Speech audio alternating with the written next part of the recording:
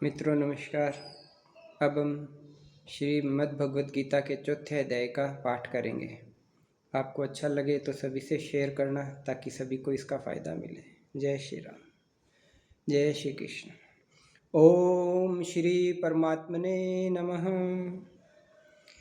इसके उपरांत श्री कृष्ण महाराज बोले, हे अर्जुन, मैंने इस अविनाशी योग को कल्प के आदि में सूर्य के प्रति कहा था, और सूर्य ने अपने पुत्र मनु के प्रति कहा, और मनु ने अपने पुत्र राजा इक्ष्वाकु के प्रति कहा।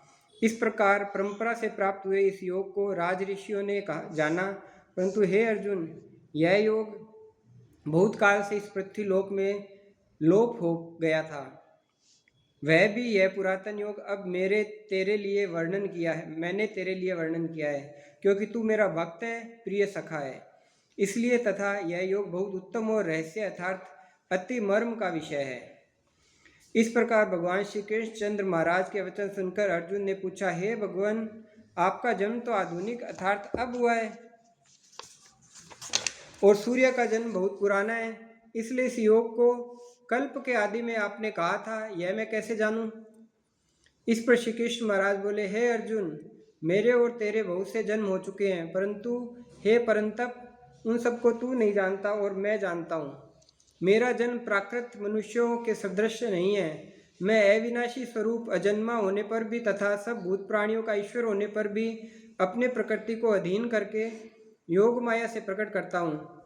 हे भारत, जब जब धर्म की हानि और धर्म की वृद्धि होती है, तब तक ही मैं अपने रूप को रचता हूँ अर्थात प्रकट करता हूँ, क्योंकि साधु पुरुषों का उद्धार करने के लिए और दूषित कर्म करने वालों का नाश करने के लिए तथा धर्म स्थापना करने के लिए युग युग में प्रकट होता हूँ।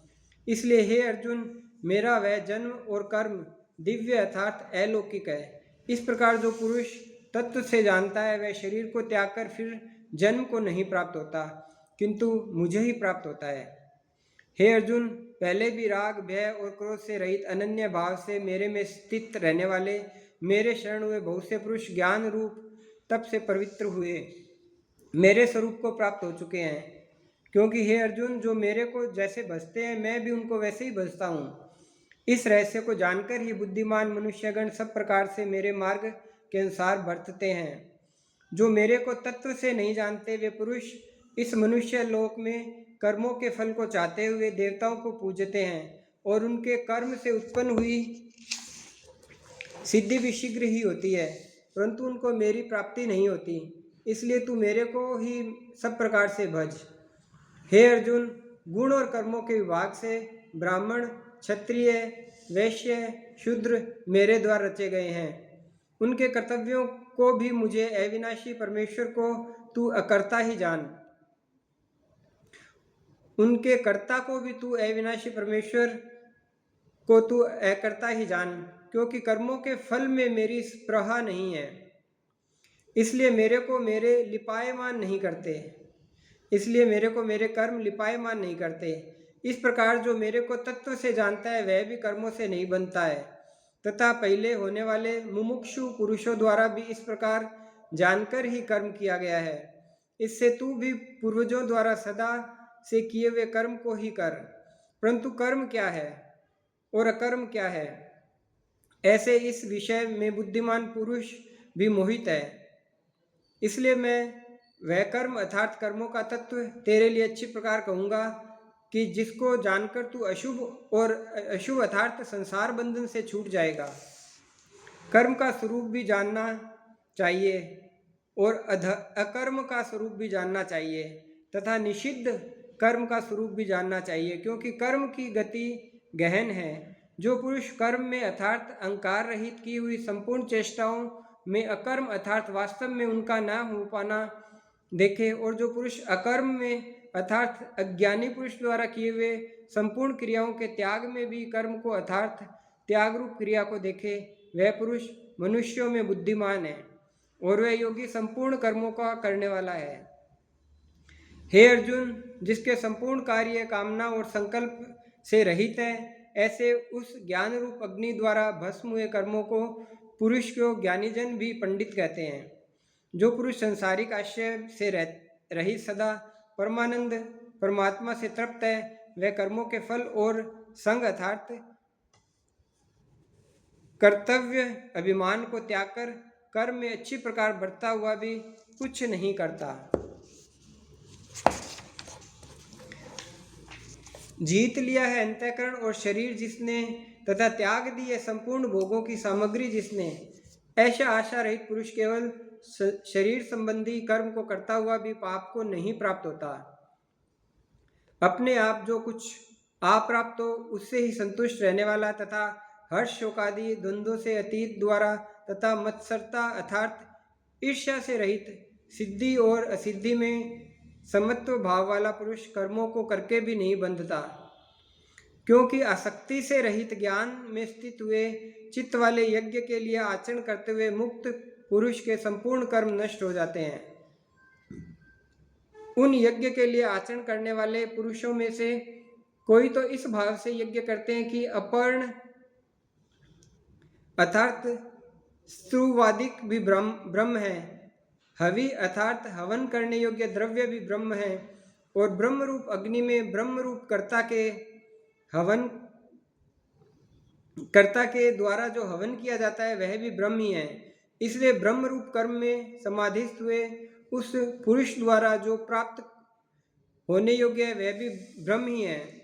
और दूसरे योगीजन देवताओं के पूजन रूप यज्ञ को ही अच्छी प्रकार उपासते हैं अर्थात करते हैं। दूसरे ज्ञानीजन परब्रह्म परमात्मा रूप अग्नि में यज्ञ के द्वारा ही यज्ञ को हवन करते हैं। अन्य योगीजन श्रोतादिक सब इंद्रियों को संयम अर्थात स्वाधीनता रूप अग्नि में हवन करते हैं, अर्थात इंद्रियों को विषयों से रोककर अपने वश में कर लेते हैं। और दूसरे योगी लोग शब्दादिक विषयों को इंद्रिय रूप अग्नि में हवन करते हैं, अर्थात राग देश रहित इंद्रियों द्वारा विषयों को ग्रहण करते हुए भी भस्म रूप करते हैं।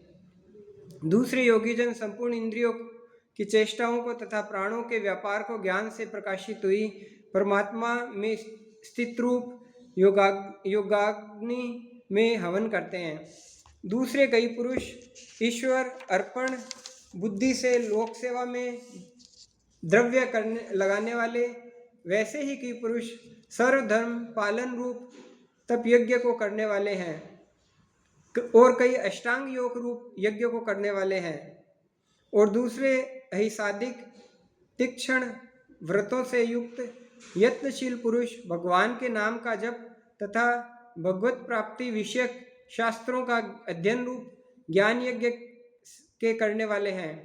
दूसरे योगीजन अपान वायु में प्राण वायु को हवन करते हैं, वैसे ही अन्य योगीजन प्राण वायु में अपान वायु को हवन करते हैं, तथा अन्य योगीजन प्राण और अपान की गति को रोककर प्राणायाम के परायण होते हैं। दूसरे नियमित आहार करने वाले योगीजन प्राणों में ही हवन करते हैं।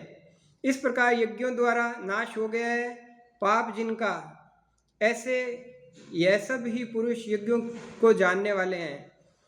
हे कुलश्रेष्ठ अर्जुन, यज्ञों के परिणाम स्वरूप ज्ञानामृत को भोगने वाले योगीजन सनातन परब्रह्म परमात्मा को प्राप्त होते हैं, और यज्ञ रहित पुरुष को यह मनुष्य लोक भी सुखदायक नहीं है, फिर परलोक कैसे सुखदायक होगा। ऐसे बहुत प्रकार के यज्ञ वेद की वाणी में विस्तार किए गए हैं। उन सबको शरीर मन और इंद्रियों की क्रिया द्वारा ही उत्पन्न होने वाले जान। इस प्रकार तत्व से जानकर निष्काम कर्म योग द्वारा संसार बंधन से मुक्त हो जाएगा। हे अर्जुन, सांसारिक वस्तुओं से सिद्ध होने वाले यज्ञ से ज्ञान रूप यज्ञ सब प्रकार श्रेष्ठ है, क्योंकि हे पार्थ, संपूर्ण यवन मात्र कर्म ज्ञान में शेष होते हैं, अर्थात ज्ञान उनकी पराकाष्ठा है। इसलिए तत्व को जानने वाले ज्ञानी पुरुषों से भली प्रकार दंडवत प्रणाम तथा सेवा और निष्कपट भाव से किए हुए प्रश्न द्वारा उस ज्ञान को जान। वे मर्म को जानने वाले ज्ञानीजन तुझे उस ज्ञान का उपदेश करेंगे कि जिसको जानकर तू फिर इस प्रकार मोह को प्राप्त नहीं होगा। हे अर्जुन, जिस ज्ञान के द्वारा सर्वव्यापी अनंत चेतन रूप ज्ञान अपने अंतर्गत समाष्टि बुद्धि के आधार संपूर्ण भूतों को देखना और उनके उपरांत मेरे में अर्थात सच्चिदानंद स्वरूप में एक ही भाव द्वारा सच्चिदानंद में ही देखेगा।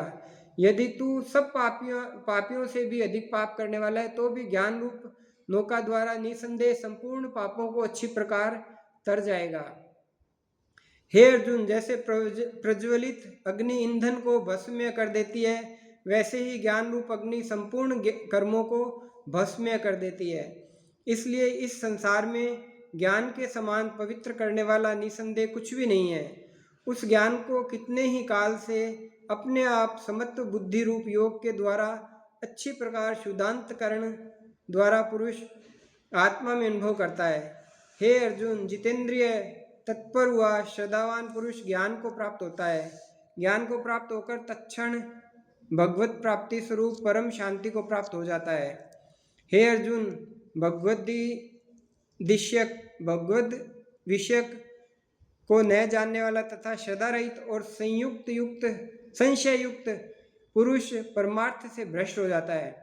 उनमें भी संशय युक्त पुरुष के लिए तो न सुख है, न लोक है, न परलोक है, अर्थात यह लोक और परलोक दोनों ही उसके लिए भ्रष्ट हो जाते हैं।